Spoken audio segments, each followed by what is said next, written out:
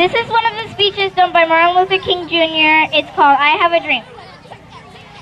I am happy to join you today in what will go down in history as the greatest demonstration for freedom in the history of our nation. 50 years ago, a great American in whose symbolic shadow we stand signed the Emancipation Proclamation. This monumentous decree came as a great beacon light of hope to millions of Negro slaves who have been seared in flames of withering injustice. It came as a joyous daybreak at the end of a long night of captivity. But 100 years later, we must face the tragic fact that the Negro is still not free. 100 years later, the life of the Negro is still sadly crippled by the manacles of segregation and the chains of discrimination. 100 years later, the Negro lies on a lonely island of poverty in the midst of a vast ocean of material prosperity. 100 years later, the Negro is still languishing in the corners of America's society and finds himself in exile in his own land. So we have come here today to dramatize the appalling condition. In a sense, we have come to our nation's capital to cash a check. When the architects of our republic wrote the magnificent words of the Constitution and the Declaration of Independence, they were signing a promissory note to which every American was to fall heir. This note was a promise that all men would be granted the inalienable rights of life, liberty, and the pursuit of happiness. It is obvious today that America has defaulted on the promissory note insofar as her citizens of color are concerned. Instead of honoring this scarred obligation, America has given the Negro people a bad check, which has come back marked insufficient funds. But we refuse to believe that the justice is corrupt. We refuse to believe that there are insignificant funds in the great vaults of opportunity of this nation. We will have come to this check, a check that will give us upon demand and the riches of freedom.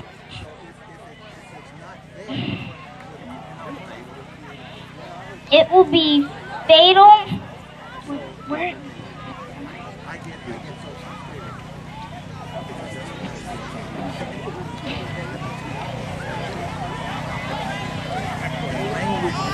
I am not unmindful that some of you have come here out of the great trials and tribulations. Some of you come from narrow cells.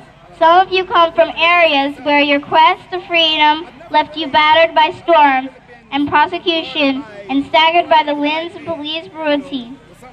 You have been the veterans of a creative suffering. Continue to work with the faith, unearned, suffering, and redemptive. Go back to Mississippi, go back to Alabama, go back to Georgia, go back to Louisiana, go back to the slums and ghettos of our northern cities, knowing that somehow this situation can and will be changed. Let us not wallow in the valley of despair. I say today, my friends, that in spite of difficulties and frustrations of the moment, I still have a dream. It is a dream deeply rooted into the American dream. I have a dream that one day this nation will rise up and live out the true meaning of its creed. We hold these truths self-evident that all men are created equally. I have a dream that one day on the red hills of Georgia, the sons of former slaves and the sons of former slaves' owners will be able to sit together at a table of brotherhood. I have a dream that one day in the state of Mississippi, a desert state sweltering with heat of injustice, apprehension, oppression, will be transformed to an oasis of freedom and justice.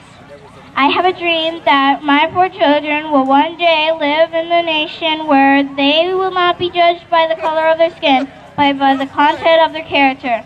I have a dream today. I have a dream that one day the state of Alabama, whose governor's lips are presently dripping with the words of interposition and nucleation, will be transformed into a situation where little black boys and black girls will be able to join hands with little white boys and white girls, walk together as sisters and brothers. I have a dream today. I have a dream that one day every valley shall be exalted, every hill and mountain shall be made low, the rough plains will be made plain, and the crooked places will be made straight, and the glory of the Lord shall be revealed in all flesh, and see it together. The Lord shall be revealed, and all flesh shall see it together. This is the faith with I return to the south. With this faith, we will be able to hew out of mountain of despair and the stone of hope. With this faith, we will be able to transform the jangling discords of our nation into a beautiful symphony of brotherhood. This is where we will be able to work together, to pray together, to struggle together, to go to jail together, to stand up for freedom together, to know that we will be free one day. This will be when all the God's children will be able to sing the new meaning, my country's 'tis of thee, sweet land of liberty, of thee I sing. Land where my fathers died, lands of the pilgrim pines, from every mountain side, let freedom ring. And if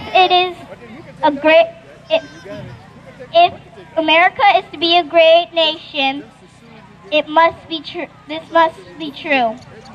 So let freedom ring from the prodigious hilltops of New Hampshire.